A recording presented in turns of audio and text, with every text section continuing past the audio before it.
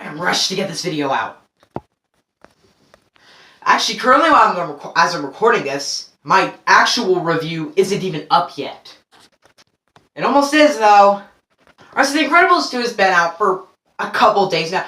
But whatever. This is going to be my spoiler review, so that is a solid spoiler warning. If you have not watched The Incredibles 2, I do not think you should be on this video, because I'm talking some spoilers. Alright, let's get into it. So the movie opens up with, this scene. Okay, the scene with the interrogating...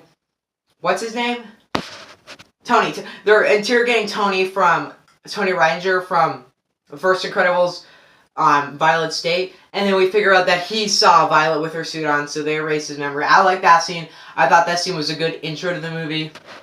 And then we see the Underminer doing his action in the scene that actually got me a bit worried while watching the movie. The scene does a couple things wrong.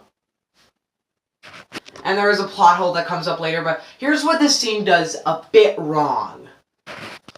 So at the end of The Incredibles, we see when the Underminer comes out of the ground, he goes, "Behold the Underminer, I declare war on all of humanity." That's on the lines of what his line says. But he does say, he declares war on humanity. And that means robbing a bank. Seriously, he puts the drill back underground, then he goes, consider yourself undermined, and he blows it up, and then you see all the buildings fall, which I thought was pretty cool until I looked back at the movie and I was like, hold up, didn't he say that he declared war on humanity? I don't know, I don't think robbing a bank is war.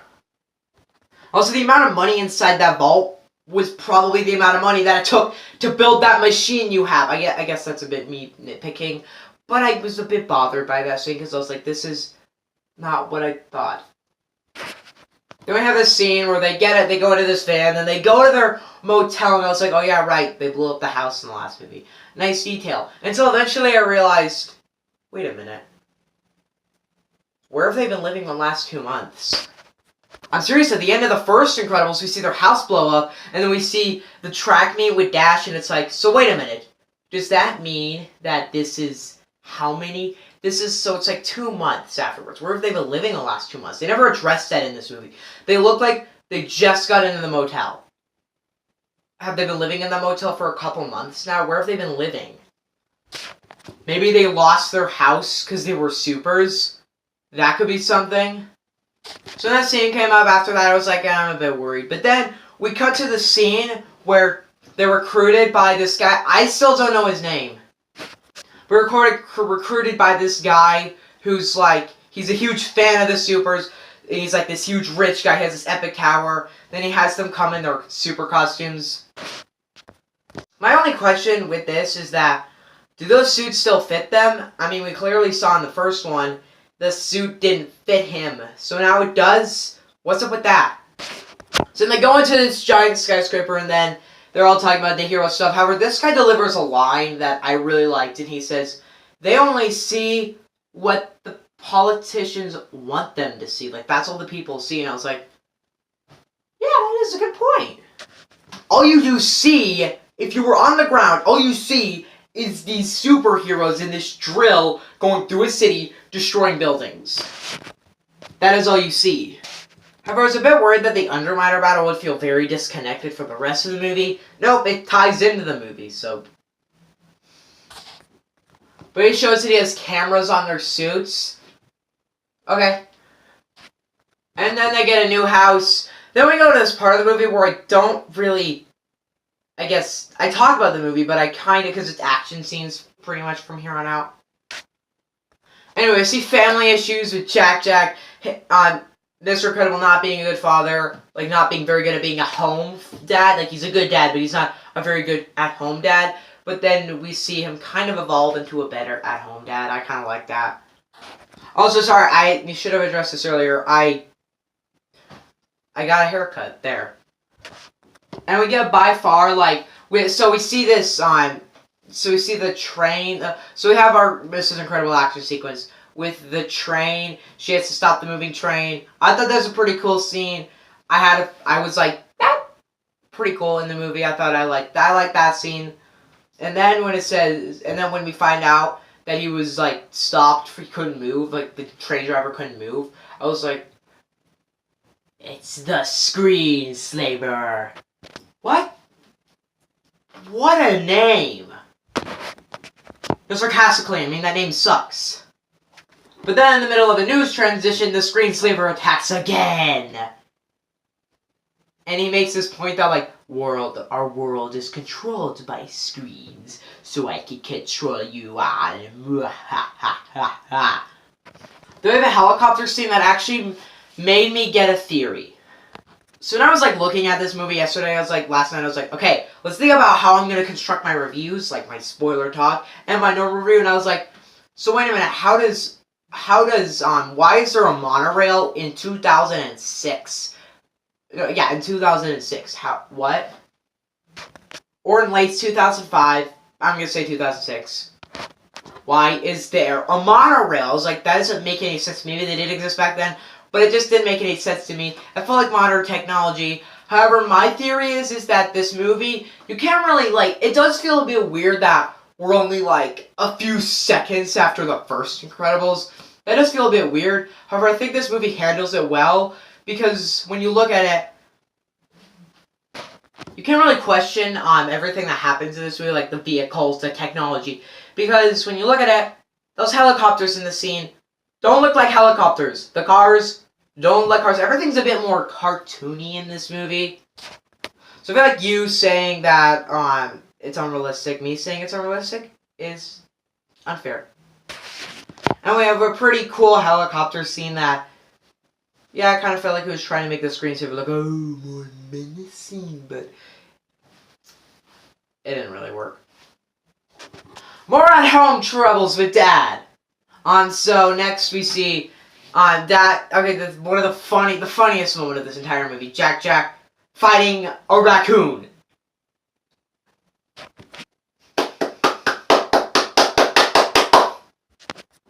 You know, with his laser vision and everything. And once his dad picks him up after the raccoon escapes, he just says, "You have powers." Yep, I found that whole thing hilarious because we just see he has this power, he has this power, he has this power. Don't forget that part. Oh, he also has this power. What happened to him turning into metal? Like, what happened there? In the first movie, we see that happen to Syndrome. When he's holding him, he turns to metal and pulls Syndrome down. What happened with that? Now, everybody, like, here's where I'm going to start talking about the arcs a bit, because it's kind of where they start to form. It's a bit hard to find what order the whole movie's actually in, but okay, so the arcs in this movie, I loved all them. Like, Violet's arc with her boyfriend, I liked that because it's like, well, he doesn't remember her. That sucks. I really, really liked that arc because it just felt like development behind Violet. Because she didn't have as much development in the first film. Also, development behind the screen. No, the what? Sorry, I forgot what I was saying there. Okay, development behind Dash with math homework of all things. I thought that was weird a bit. Like when I first saw it in the trailer, I was like, is that gonna be his arc? I better maybe his arc. And I found out his arc's like, this is not gonna be good. But it turns out it's actually weirdly relatable. Yeah. Also, when he's controlling the car, so he sees the car on bid on TV, Mr. Incredible. He's like someone bought it. He's like, he gets a remote, he starts controlling it, and I was like, no. That remote would not control that car. That car is far away. No, it wouldn't control it. That wouldn't happen. Also, you guys don't know where the first Incredibles takes place. It takes place in a city called Metroville. Its sequel doesn't take place in Metroville. I don't believe so. They called it a crime-ridden city.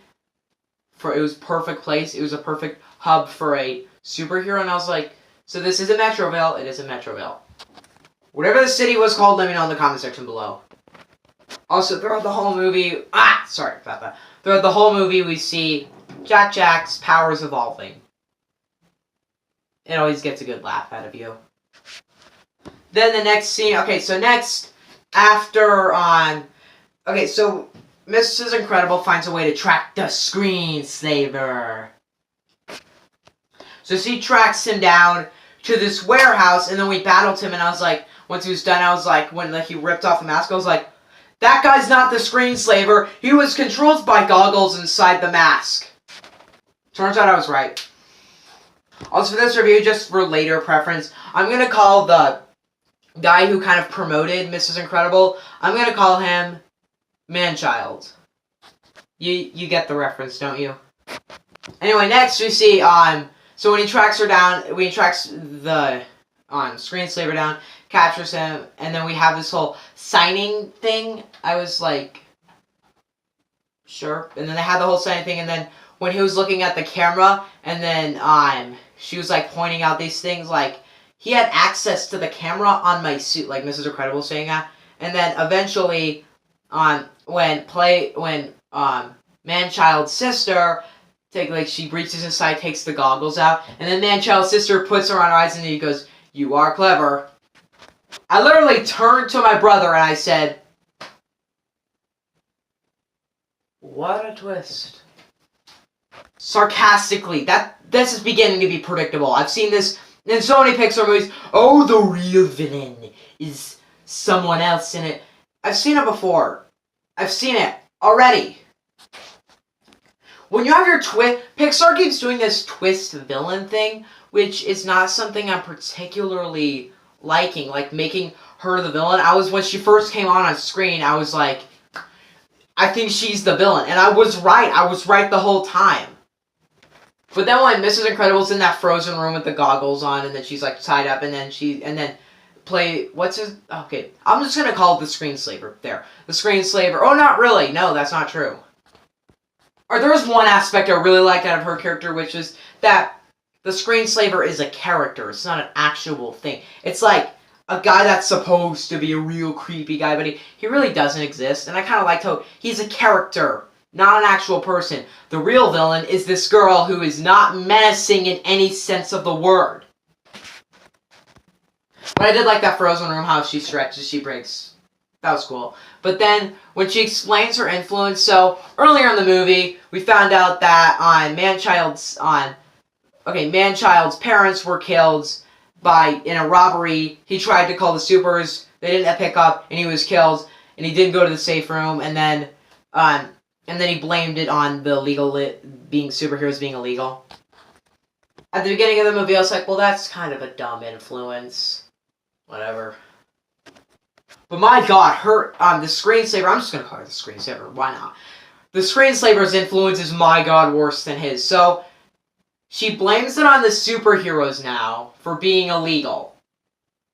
I never understood her influence. It made no sense because she calls her brother a man-child, like a child, and I was like, yeah, that is true. But then, you're the child here. You're the one that's just being dumb.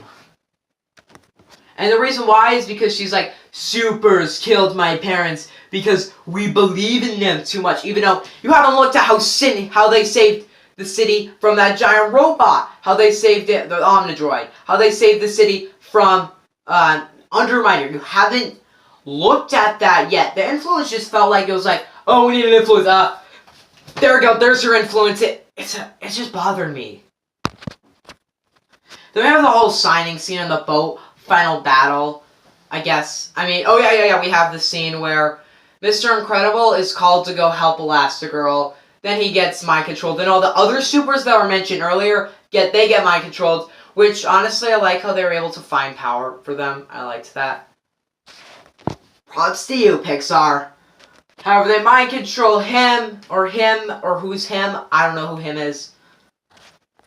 They mind control all the super. What did I just do? I did him or her. Or, I don't know what I said there. That was me thinking while talking. Anyway, they control all those superheroes to be like, you put us illegally. Now we will destroy you. It's like, ever since they wore those goggles, they were dumb, and also their voice is just one tone. I thought that was a pretty good voice talent by them. Also, there's other dimensions in this universe. That's weird to think about. Jack goes to other dimensions. That's a bit weird to think about. Anyway, supers are controlled. They're mind controlled, so now the Dash, Violet, and Jack have to go save them. And third act, we have an awesome third act where we watch Mr. Incredible go underwater. Then we see Mrs. Incredible get her mask taken off. We see everybody get their goggles taken off. Yeah, pretty cool. So we learned how Jack can grow into a big giant. Because what else can he do? Anyway, next we see Mrs. Incredible goes onto the plane where the screenslaver is. She attacks him, then she shoots her with a flare. Why don't people use flares as guns more? They seem to really work. It seems like a bullet hurts less than a flare. Because remember in Kong Skull Island, that one Bry Larson just in that epic moment just like fired a flare at the face of the monster. Seems like flares really hurt. Then she saves the screenslaver. And the screenslaver punches her. Because she saved her. Then we have one of the coolest scenes in the movie where the boat is going towards the city. It's about to hit the city. Then Frozone just uses ice. No, Mr. Incredible turns the boat. Frozone uses ice. And another scene I really like this movie, Mr. Incredible takes the chain on the boat, rips off the bottom one, so that there's a little so the bottom one of the chain's broken, and he puts it around him, and he bends it into a belt, so he's connected to the chain. That was cool. I was like, that's cool. And next we see that Mr. Incredible so Myth Frozone stops the boat from hitting the city. Samuel L. Jackson kills it as Frozone. And then they stop the boat and it almost hits the sea. Just almost does. But thankfully it doesn't. Everybody's saved. And the ending to this movie was a bit just like, boom! Just, boom! Here you go, your ending. And then until I was thinking that ending was super abrupt until it looked like I was like, hang on, nope, we got a pretty good resolution. Superheroes are legalized, finally, even though you have, a whole building covered in snow now. Whatever. Is anybody buried in that snow? Someone's car's gotta be. In 2032, one man would be mad because his car was covered in snow. And I can see really why the superheroes were legal for this one, because the Incredibles were legal and Supers were made legal for this one, because in the last movie it makes sense why they weren't. They blew up an Omnidroid, the whole rubble just fell, and they caused a lot of destruction. And then the Underminer caused even more destruction. It seemed like there was no possible way to make this work. It seemed like they were able to stop the boat before it hit the city, no casualties. So nice, no damage done. Just let that snow melt. That road will be closed until all that snow melts. Or they might just get a giant shovel to come through and shovel it out. Alright, now I get to talk some spoiled overalls, I guess. I'm gonna just call them spoiling. Spoiler overall. Overall, this is one of Pixar's best. And I think I might have given it a 10 out of 10 for a very simple reason, and it was because in my review, I couldn't really talk about the screenslaver, which is my biggest problem with the movie. Granted, I didn't predict this movie. I was like, oh, it's gonna go that way. Because I didn't predict the movie because I didn't, think about how, because Pixar usually is not predictable. Coco wasn't predictable. Cars 3 wasn't predictable, and it was unpredictable in a bad way. If you look through everything, I don't like Cars 3 that much. Just the movie isn't predictable for me specifically because I didn't predict the Pixar movie. And I forgot to talk about it twice now. I will talk about it right now. Bayo. Or I'll talk about it at the end of this video. The Pixar short Bayo. Overall, The Incredibles 2 was not only just loads of fun, but loads of just investment. It was just this epic thing forming in front of my eyes, and it was something I've been waiting for almost my entire period of watching movies. I was like, okay, The animated sequel that I've always, like, this animated sequel I've always wanted is The Incredibles 2, maybe like 2007, that would have been my thought. I was like, we should get an Incredibles 2 one day. And then, years down the line, I was like, no, Incredibles 2, I want it. This is like, and it eventually formed into the most anticipated sequel of all time, which really should stand as making the most anticipated movie of 2018. It lands at number 2 on my list because Infinity War, we've had 18 movies building up to it. I feel like it's a bit more epic. We've had one movie building up this, but 14 years of just waiting for the sequel. I felt like the whole wait was so worth it. I felt like The Incredibles 2 had the best action of any animated movie. It had some amazing moments to it. It didn't ever get too emotional, which is something I liked about the first, because it's not like, hey, we're gonna be emotional. It wasn't like that. I like it when a Pixar movie is gonna be more bold, and it's gonna be like, we're gonna be that different Pixar movie. Brad Bird, you delivered a fantastic sequel, a fantastic Pixar movie, and in my opinion, the best Pixar sequel to ever be released.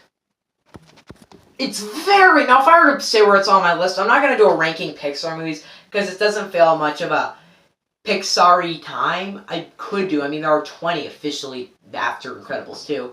But I might do it for Toy Story 4, because Toy Story 4 is like kind of a huge Pixar moment, because another Toy Story. That's what started all Pixar. Granted, the only way you would know I'm a huge Pixar fan is if you followed me from the very beginning when I made my Coco review. If you followed me since then, you know I've loved Pixar all my life. And if I were to say this ranks on my list, I think that The Incredibles is still my favorite Pixar movie behind, you guessed it, this one right here. It's labeled right here. It's called Inside Out. I needed to review Inside Out. Incredibles 2 actually might place that number 3 on that list. Now, granted, if you thought I was going to take away my 10 out of 10, like, oh, I don't think it's 10 out of 10. No, I actually think it still is a great movie. It shyly beats out Toy Story 3, one of my favorite animated movies. Overall, I think this movie deserves a 10 out of 10. Is it the best movie of the year?